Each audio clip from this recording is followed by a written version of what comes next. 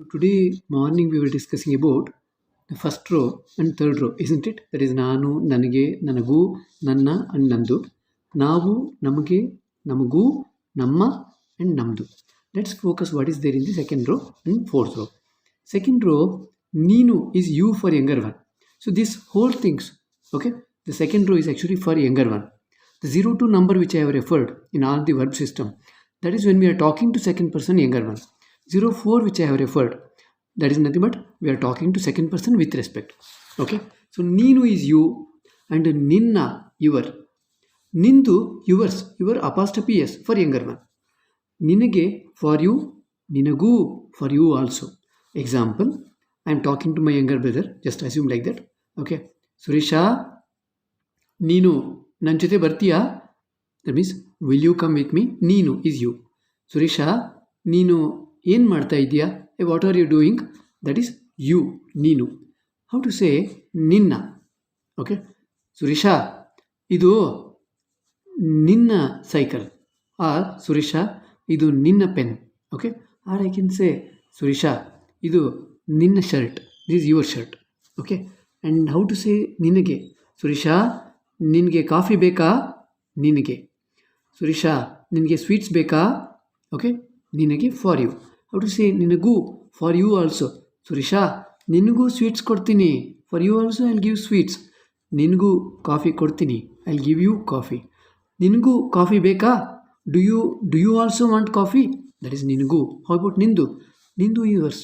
Okay, Suresha ಈ pen ನಿಂದು, this is your pen, yours, this is yours.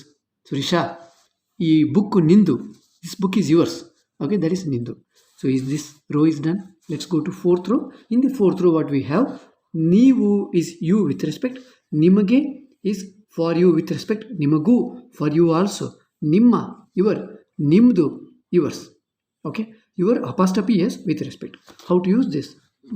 Same concept, however you applied here, you can apply. For example, I am talking to my grandfather. Tata neevu nan jote bartira? Neevu, you. Okay, grandpa will you come with me? ನೀವು. ತಾತ ನೀವು ಏನು ಮಾಡ್ತಾ ಇದ್ದೀರಿ? Grandpa what are you doing? That is ನೀವು. How to say ತಾತ ನಿಮಗೆ coffee ಬೇಕಾ? ತಾತ ನಿಮಗೆ ಸ್ವೀಟ್ಸ್ ಬೇಕಾ? ದಟ್ ಈಸ್ ನಿಮಗೆ. ತಾತ ನಿಮಗೂ ಸ್ವೀಟ್ಸ್ ಕೊಡ್ತೀನಿ, for you also I will give sweets. ತಾತ ನಿಮಗೂ ಕಾಫಿ ಕೊಡ್ತೀನಿ, for you also I will give you coffee. Okay, ನಿಮ್ಮ. ತಾತ ನಿಮ್ಮ ಮೊಬೈಲ್ ಎಲ್ಲಿ? Where is your mobile? Same concept you can apply here also. Surisha, ninna mobile elli? Where is your mobile? Very easy to remember, isn't it?